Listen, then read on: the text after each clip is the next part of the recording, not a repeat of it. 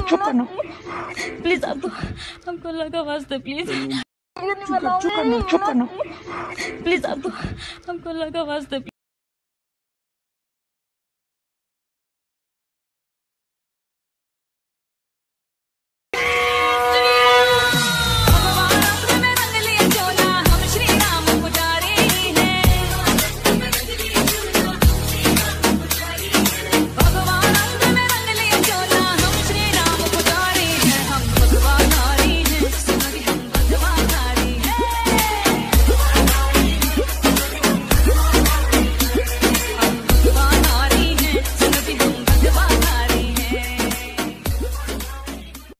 क्यों क्यों ये भाईचारा देख के तंग होते हो? कि तिलक और टोपी का मिलन देख के दंग होते हो? गीता और कुरान में कहां कुछ अलग बताया है? दोनों ने हमको सिर्फ और सिर्फ अमन सिखाया है। माफ कीजिए, इससे बड़ा झूठ मैंने नहीं सुना, इससे बड़ा झूठ हमने नहीं सुना।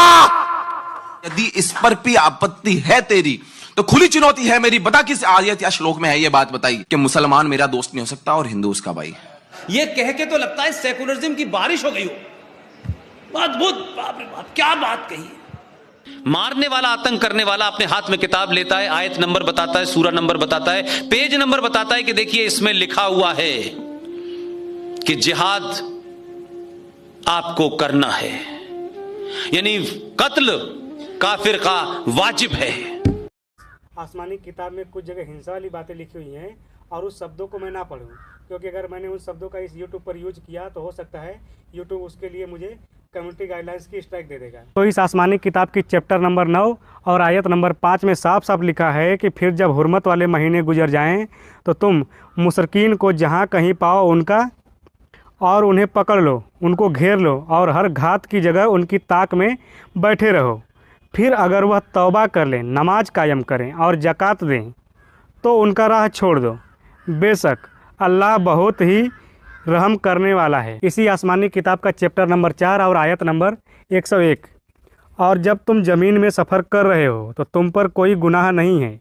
अगर तुम्हें डर हो कि काफिर हमला करके तुम्हें फितने में डाल देंगे तो तुम नमाज अदा करो। बेशक काफिर तो तुम्हारे खुले दुश्मन हैं। और इसी आसमानी किताब का चैप्टर नंबर 9 और आयत नंबर 123। आए लोगों जो ईमान लाए हो, तुम उन काफिरों से तुम्हारे आस-पास में हैं और चाहिए कि वह तुम्हारे अंदर शक्ति पाएं और जान लो यकीनन अल्लाह मुत्तकियों के साथ है। आसमानी किताब चैप्टर नंबर 4 और आयत नंबर 56। बेशक जिन लोगों ने हमारी आयतों का इनकार किया हम जल्द ही उन्हें आग में डालेंगे। जब उनकी खालें जल जाएंगी तो हम उनकी जगह दूसरी खाल चढ़ा देंगे ताकि वह अजाब चखें। बिलाशुबह अल्लाह बहुत ज़बरदस्त बड़ी हिकमत वाला है। आसमानी किताब चैप्टर नंबर 9 और आयत नंबर 23। ऐ लोगो जो ईमान लाए हो, तुम्हारे बाप और भाई ईमान पर कुफ्र को पसंद करें तो तुम हरगिज उन्हें दोस्त मत बनाओ, और तुम में से जो उनको दोस्त बनाएंगे तो वही लोग जालिम होंगे भैया। आसमानी किताब चैप्टर नंबर 9 और आयत नंबर 37। आयत बहुत लंबी है इसलिए मैं लास्ट की सिर्फ 2 लाइन पढ़ रहा हूँ। उनके बुरे अमाल हैं, उन्हें भले दिखाई देते हैं और अल्लाह काफिरों को हिदायत यानी कि मार्गदर्शन नहीं देता। आसमानी किताब चैप्टर नंबर 66 आयत नंबर 9। ऐ नबी कुफ्फार और मुनाफिकीन से जिहाद कीजिए और उन पर सख्ती कीजिए और उनका ठिकाना जहन्नम है, वह बुरा ठिकाना है। का जो संदेश है वो है मोहब्बत, भाईचारा और प्यार। बिल्कुल सब। तो ये कहती हैं कि सबका संदेश है मोहब्बत, भाईचारा और प्यार। मैं इस चर्चा को दीपक सिंह हिंदू भाई के साथ आगे बढ़ाऊंगा, उससे पहले सिर्फ आपको ये दिखाना चाहता हूं। मैं वैसे ही अध्ययन कर रहा था और देखिए मैं अपनी तरफ से आज कुछ नहीं बोलूंगा, आज के लाइव में मैं कुछ नहीं बोलूंगा, है ना। ये इतने सारे पन्ने हैं, सिर्फ एक पन्ना मैं आपको दिखाता हूं और मैं नहीं बोलूंगा यहां क्या लिखा हुआ है, आप पढ़ लीजिए। इस किताब का पेज नंबर 131, सूरा नंबर 5, आपको बिल्कुल प्रूफ दिखाता हूं। सूरा नंबर 5 121 पेज से शुरू होती है, 141 से छठी शुरू हो रही है, तो पेज नंबर 131 में सूरा नंबर 5 और उसकी आयत नंबर 51। अब ये किताब क्या बोल रही है, इस किताब को पढ़ लीजिए, मेरे को भूल जाओ, पढ़ लीजिए।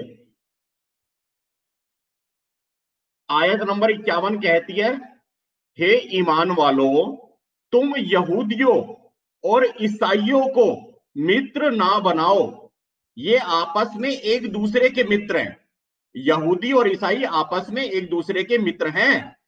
तो ईमान वालों मतलब मुसलमानों, तुम इन दोनों को मित्र मत बनाओ, और जो कोई तुम में से उनको मित्र बनाएगा वह उन्हीं में से होगा। निसंदेह अल्लाह जुल्म करने वालों को मार्ग नहीं दिखाता है। ठीक है ना। बहुत सारे कागज है, मैं क्या क्या दिखाऊं, इतने सारे यहाँ ये टैग्स लगे हुए हैं। मैंने आपको जो रीड करके दिया है वो यहां से रीड किया है, पेज नंबर 131, सूरा 5 आयत 51। आप सभी साथी इसको सर्च करके इसकी प्रमाणिकता की जांच कर सकते हैं। और जैसा ये मोहतरमा कह रही हैं कि कोई पुस्तक कोई चीज नहीं सिखाती, तो ठीक है, शायद मेरे पास कोई गलत पब्लिकेशन से गलत प्रिंट हुई भी कहीं से कि कुरान ने 1400 साल पहले बता दिया था कि चांद यानी मून की रोशनी उसकी अपनी रोशनी नहीं बल्कि रिफ्लेक्टेड लाइट है, बारोड लाइट है। और सबूत के तौर पर वो कुरान की सूरह नूह की आयत नंबर 16 पेश करते हैं। कुरान की सूरह नूह की आयत 16 का तर्जमा कुछ ऐसे है कि और उनमें चांद को नूर और सूरज को चिराग बनाया। इस आयत को तोड़ मरोड़ कर जो कुरानी मिराकल निकालते हैं यानी चमत्कार निकालते हैं वो ये है कि अरबी में सूरज को शम्स कहते हैं और शम्स को इस आयत में सिराज कहा गया है जिसका मतलब है चिराग, जबकि चांद को अरबी में कमर कहते हैं और कुरान में कमर यानी चांद को मुनीर कहा गया है। ज़िया ज़ाती रोशनी का नाम है, जैसे सूरज या आग की रोशनी, और नूर आर्जी रोशनी है यानी टेम्परेरी लाइट और टेम्परेरी और रिफ्लेक्टेड लाइट है। मुफस्सिर कुरान मौलाना अब्दुर रहमान अपनी तफसीर में लिखते हैं कि ज़िया और नूर में फ़र्क ये है कि नूर का लफ्ज़ आम है और ज़िया का लफ्ज़ ख़ास है, यानी ज़िया भी नूर ही की एक किस्म है। नूर में रोशनी और चमक होती है, जबकि ज़िया में रोशनी और चमक के अलावा हीट यानी तपिश, टेम्परेचर और रंग में भी सुर्खी होती है। वो कहते हैं झूठ बोलने के लिए भी अकल की ज़रूरत होती है और अकल और मुसलमानों का वैसे ही 36 का आंकड़ा रहता है।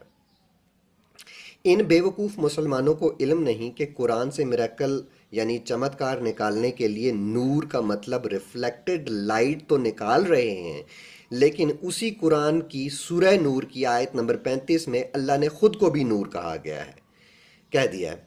यानी अल्लाह की रोशनी भी ज़ाती रोशनी नहीं बल्कि रिफ्लेक्टेड या बारोड लाइट है। अब सोचने वाली बात यह है कि चांद तो सूरज से लाइट जो है वो रिफ्लेक्ट या बारो करता है, अल्लाह किससे लाइट बारो या रिफ्लेक्ट कर रहा है? इन मुसलमानों की स्टूपिडिटी यहाँ एंड नहीं होती, ये स्टूपिडिटी जारी रहती है और आगे चल के कुरान ने अल्लाह को तो लाइट रिफ्लेक्ट करने वाला नूर बनाया मगर मोहम्मद को ज़ाती रोशनी देने वाला सिराज बना दिया। सूरह अहज़ाब की आयत 45-46 में लिखा है, ए नबी, हमने आपको बिलाशुबा गवाही देने वाला और खुशखबरी देने वाला और डराने वाला बनाकर भेजा है और इसके इज़्न से अल्लाह की तरफ दावत देने वाला और मुनव्वर करने वाला आफताब यानी सूरज बनाकर भेजा है।